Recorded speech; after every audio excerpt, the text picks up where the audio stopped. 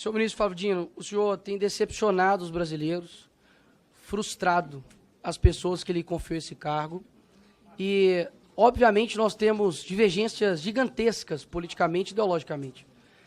Mas eu não torço pelo teu fracasso.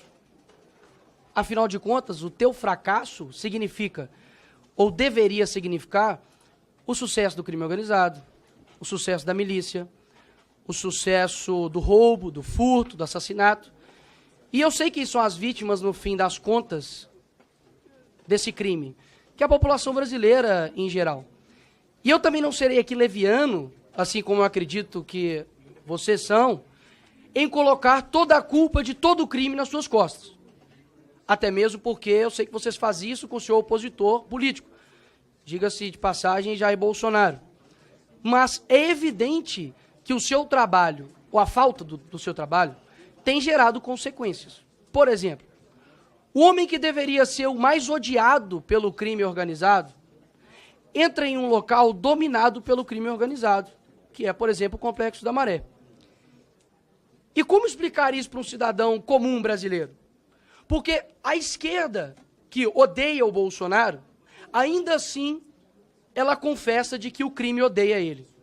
E odeia, inclusive, o ex-ministro da Justiça, Sérgio Moro, que inclusive teve ameaças, né, de matar a sua família.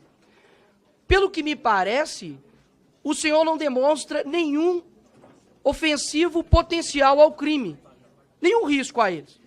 Afinal de contas, quando você olha a sua contundência com relação ao dia 8, e de fato, quem errou tem que ser punido, mas um cidadão comum brasileiro, ele pesquisa lá as suas declarações, por exemplo, no Twitter, né, uma mídia que o senhor gosta de falar, e gostaria que o senhor prestasse atenção, porque eu prestei atenção no senhor.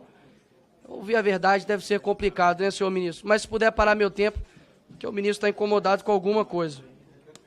Se puder parar meu tempo, por gentileza. Interrompe o tempo um minutinho.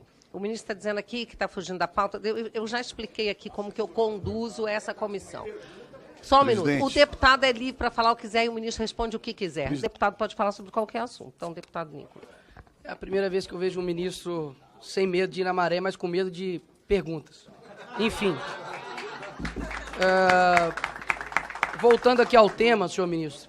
O senhor é muito contundente com relação à baderna que ocorreu aqui no dia 8. Inclusive, diversas declarações, os chamando de terroristas. E um cidadão comum brasileiro verifica isso, por exemplo, no seu Twitter.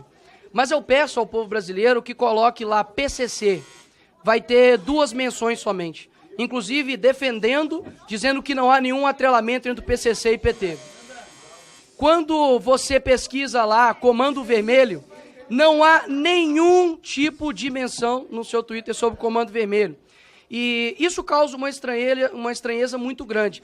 Uma pessoa que tem uma contundência muito grande para ir para cima de baderneiros, que de fato acredito que são, mas não dá nenhum tipo de declaração contundente, como, por exemplo, o maior crime organizado que há no Brasil, que é o PCC. Nós vemos o tipo de foco do senhor, para mim é muito estranho, muito difícil de explicar, confesso. Quando, por exemplo, nós temos aviões sendo atirados pelo crime organizado no Rio de Janeiro, você tem 35 ônibus pegando fogo, e a tua prioridade é processar o influenciador porque ele ofendeu, lhe chamando de gordola. Quando nós olhamos tudo isso, é muito difícil de explicar. É muito difícil de explicar. Então, eu acredito que tudo que está acontecendo hoje no Brasil com relação à segurança pública, é complicado dizer que o senhor tem feito um bom trabalho. Porque de duas uma. Ou o senhor não tem culpa de nada, afinal de contas, ninguém que exerceria o teu papel daria conta de cuidar da segurança pública, e o senhor não tem culpa nenhuma. Ou o senhor não está tendo competência para tal, para exercer o Ministério da Justiça. E ainda dá um péssimo exemplo, dizendo que não viria até a Comissão de Segurança Pública, porque há pessoas aqui armadas e por conta de divergências políticas, o senhor estaria com a sua integridade física atingida. Isso fere não somente aqui o parlamento, mas além de tudo de ser uma mentira.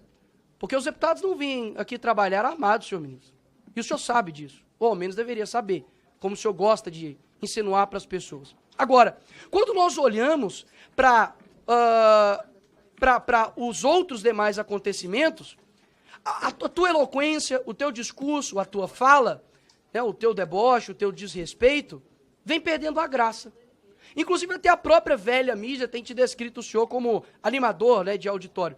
Porque o teu discurso, ele não sobrepõe a realidade das pessoas, horas. A realidade que vê um ministro focando em fiscalizar a oração de pastor, mas não vê um ministro atuante no que se diz respeito aos crimes que estão acontecendo no dia a dia. Ou seja, eu não estou aqui para poder torcer pelo teu fracasso, ministro Flávio Dino. Eu estou aqui para poder deixar bem claro que as suas declarações, e por mais que faça uma ginástica mental absurda, de que vocês precisam interpretar, é sempre nós, né? É como se o ministro fosse um iluminado. Ele sempre sabe de tudo e nós, meros seres abaixo de humano, precisamos interpretar o que o ministro diz. Afinal de contas, só ele entende o que ele diz.